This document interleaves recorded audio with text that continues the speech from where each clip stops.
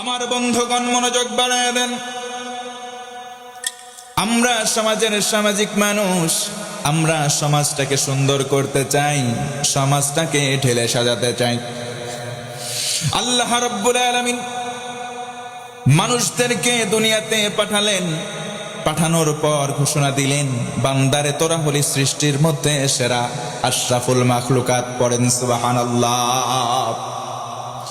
কোরআনে কারিমে বলা হলো, হাল আতা আলাল ইনসানি হিনুম মিনাদ দাহরি লাম ইয়াকুন শাইআম মাযকুরা। আর একটু জোরে বলা যাবে না? আল্লাহু আকবার। আল্লাহ রাব্বুল আলামিন বলেন, বান্দারি এমন কোন নাম নাই, এমন কোন তোর গন্ধ নাই, এমন কোন পরিচয় তোর ছিল না, আমি আল্লাহ তোর নাম দিলাম, সম্মান দিলাম, দুনিয়াতে আশরাফুল মাখলুকাত বানালাম। জোরে পড়ুন সুবহানাল্লাহ। এই মনুষ্য জাতি হয়ে দুনিয়ার জমিনে আগমন করলাম। কষ্ট হচ্ছে? এই মনুষ্য জাতি হওয়ার পর দুনিয়ায় আসলাম। আল্লাহ বলেন, গোলাম তুই একা একা চলবি না, দলবদ্ধ হয়ে চলবি, সামাজিক ভাবে চলবি। কোন সুবহানাল্লাহ।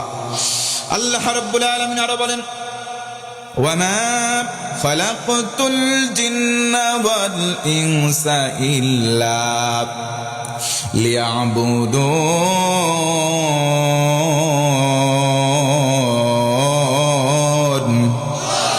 আমার আল্লাহ বলেন, ও গোলাম আমি তোমাকে মানুষ রূপে দুনিয়ায় প্রেরণ করলাম, তোমার উপরে দায়িত্ব আর জিন জাতিদের উপরে দায়িত্ব, আমি আল্লাহর দাসত্ব করবা, গোলামি করবা। কোন সুবহানাল্লাহ। নবীজি আমার সমাজটাকে সুন্দর বানালেন। ওই জামানার সময় কেমন করে সমাজ সুন্দর হতো, অনুরূপ যদি আমরাও ফলো করি আমাদের সমাজ সুন্দর হবে। কথা কোন ঠিক কিনা? তার মানে আমরা বলতে চাই, ও মুসলমান, সমাজকে যদি সুন্দর বানাতেই হয়, আল্লাহর রাসূল এবং তার সাহাবীদের পদাঙ্ক অনুসরণ করার বিকল্প কোন রাস্তা? নবীজির জামানায় নবী কোরআন হাতে নিলেন, মানুষের দ্বারে দ্বারে প্রচার করলেন। কেউ কেউ মন খারাপ করে বসে রইলেন, কোরআনের কারণে মার খাওয়া শুরু হয়ে গেল, আয়াত কারিমা নাযিল হয়ে গেল, তাহা মা আনজালনা আলাইকাল কুরআনা লিতাশকা। নবীজি শুনে নেন, কোরআন এই জন্য নাজিল করি নাই যাতে আপনার ভাগ্য নষ্ট হবে, বরং কোরআন নাজিল করেছে আপনার ভাগ্যকে সুমহান বানাবার জন্যে। তাআওয়ানু বিল বিররি ওয়াত তাকওয়া। আল্লাহ বলেন, গোলাম কল্যাণকর কাজে একে অপরের সহযোগী হও, কিন্তু শুধু দলের ফারাক। এ দল করে একটা, অন্য আপন ভাই দল করে আরেকটা, কেমন করে মামলা দেয়, কেমন করে অন্য মানুষ লেলিয়ে হামলা করে, বাংলার জমিনেই শুধু দৃশ্যমান। আছে না না? জোরে বলেন, আছে না না? যদি সমাজকে সুন্দর করতে হয়, তিনটা আমলের বিকল্প কোন পন্থা খোলা নাই।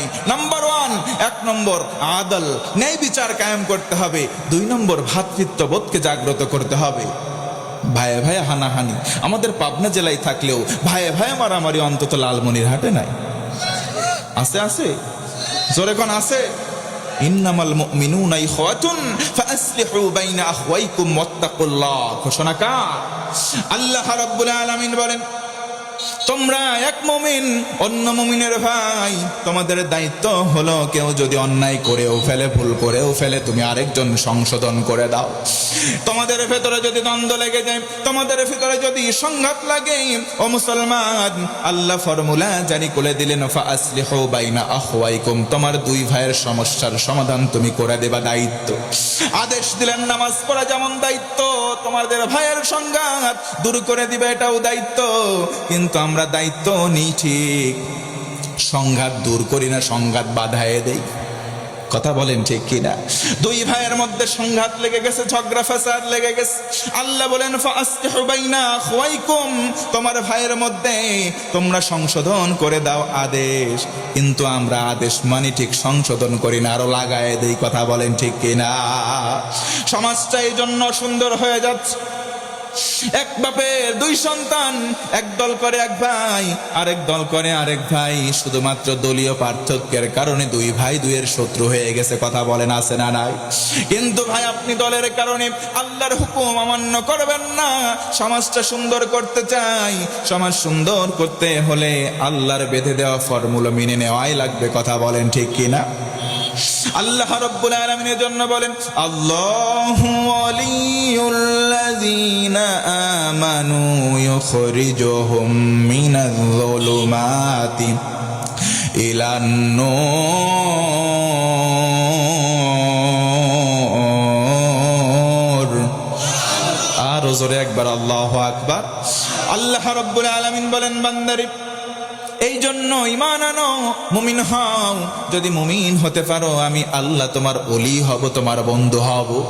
আমি আল্লাহ যদি কারো বন্ধু হই, যদি ওলি হই, কারো অভিভাবক, কারো গার্ডিয়ান হই, ও বান্দা শোনো, আমি আল্লাহ তোমার বিপদে ফেলে দেব না। আমি কুদরতি হাত দিয়ে তোমার হাতটা চেপে ধরব, তোমাকে জান্নাতের পথ, আলোর পথ, অন্ধকার থেকে টেনে বের করব, আলোর পথ ধরিয়ে দেব। ওই পথ সরাসরি জান্নাতের পথ। কোন সুবহানাল্লাহ।